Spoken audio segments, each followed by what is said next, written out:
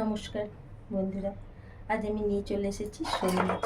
দেখুন, শোল মাছটাকে আমি প্রথমে লবণ আর হলুদ দিয়ে মেখে রেখে নিয়েছি। কারণ একটু আগেই মেখে রেখে নিয়েছিলাম, মানে ম্যারিনেট করে রেখে নিয়েছিলাম, যাতে মাছের ভেতরে লবণটা ঢুকে যায়। তো সেই জন্য হলুদ আর লবণটা আমি মেখে বেশ 7-8 মিনিট মতো রেখে নিয়েছিলাম। এবার আমি এটাকে কীভাবে তৈরি করছি সেটাই আমি দেখাচ্ছি।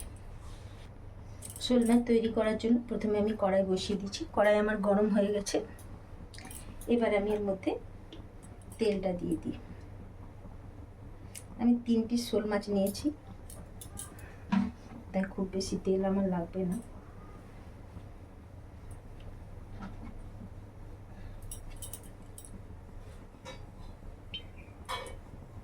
কারণ তেলটাকে আমি এমনিতেও একটু কমই খাওয়ার চেষ্টা করি।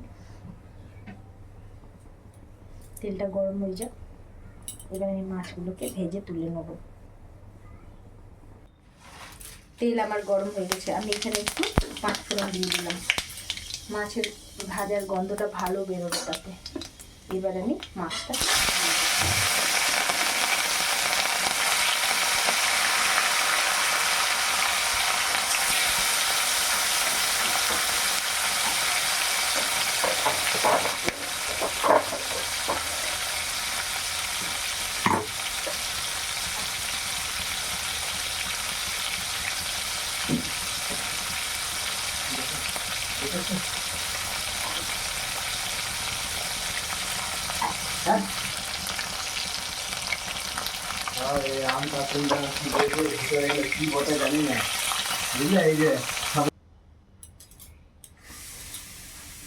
মাছ আমার ভাজা হয়ে গেছে। আমি দেখুন মাছটা ভেজে তুলে নিয়েছি।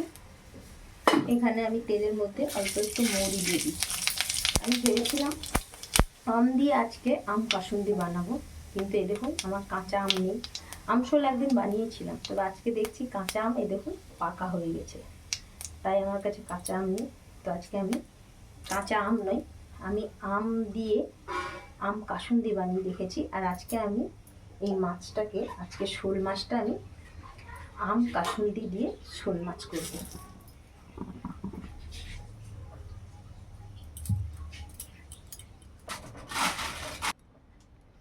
অল্প একটু আমি আম শক্ত শক্ত পেয়েছি, তাই এটা তেলের মধ্যে দিয়ে দিলাম। না দিলে হতো, কারণ আমার আম কাসুন্দি এখানে বাড়িতে রেডি আছে। অল্প একটু আম দিয়ে দিলাম। আমটা অল্প একটু ভেজে নিই।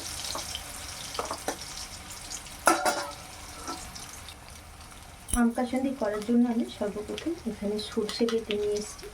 এর মধ্যে আমার 2টো কাঁচা লঙ্কা আর 3-4টে রসুনের কোয়া দেওয়া আছে। এবার আমি এটা তেলের মধ্যে দিয়ে ভেজে নেব। বাকি যে রসুনের বাকি যে পেস্টটা ছিল ওটা আমি জল দিয়ে ধুয়ে নিয়ে নেবো। ততক্ষণ আমি সর্ষেটা কষিয়ে নেব।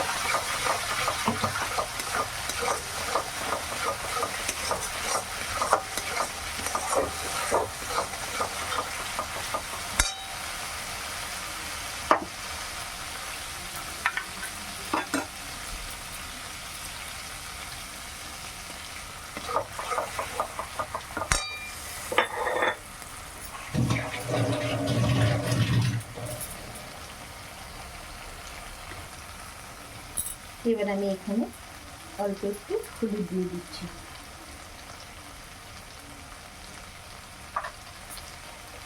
স্বাদ মতো লবণও দিয়ে দেবো। তবে আমার আম কাসুন্দি যেটা তৈরি আছে ওখানে লবণ আছে, সেই লবণটা একটু আমাকে ঢেলে দিতে হবে, বেশি হয়ে গেলে মুশকিল হয়ে যাবে। এবার আমি মশলাটাকে ভালো করে কষিয়ে নেব। সর্ষের তাই খুব বেশি কষানো যাবে না, নাহলে তেতো হয়ে যাবে। আমি এবার এখানে সর্ষের জলটা দিয়ে দিচ্ছি।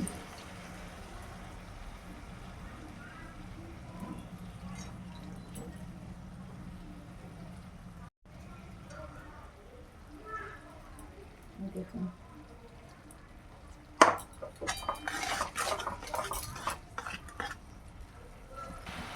যেহেতু এখানে আম পড়েছে, তাই আমাকে অল্প একটু চিনি তো দিতেই হবে, নাহলে খুব বেশি টক হয়ে যাবে।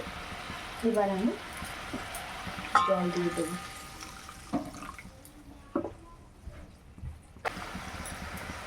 ঝোল আমার ফুটে গেছে, তাই এখানে আমি এবার এই যে আমার বাড়ির তৈরি আম কাসুন্দিটা এর মধ্যে দিয়ে দিচ্ছি।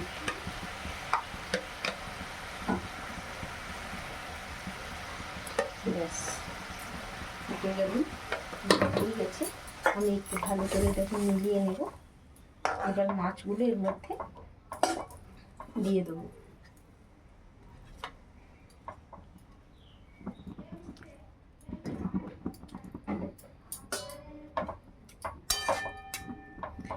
একটু ফুটে গেলে আমি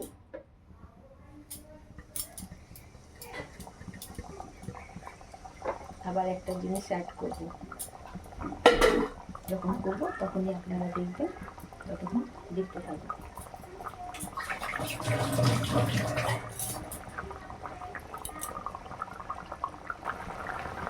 দুটো আমি কাঁচা লঙ্কা দিয়ে দেবো। কাঁচা লঙ্কাটা দেওয়ার আমার দুটো কারণ আছে। একটা হচ্ছে কাঁচা লঙ্কা দিলে তার একটা আলাদা ফ্লেভার আসে, আর দ্বিতীয়টা হচ্ছে যেটা সর্ষে আছে, সর্ষের মধ্যে যদি একটু তেতো ভাব থাকে তাহলে এই কাঁচা লঙ্কাটা সেই তেতো ভাবটাকে টেনে নেবে। এটা একটা টিপস। আমার শোল মাছের আম কাসুন্দি রেডি হয়ে গেছে।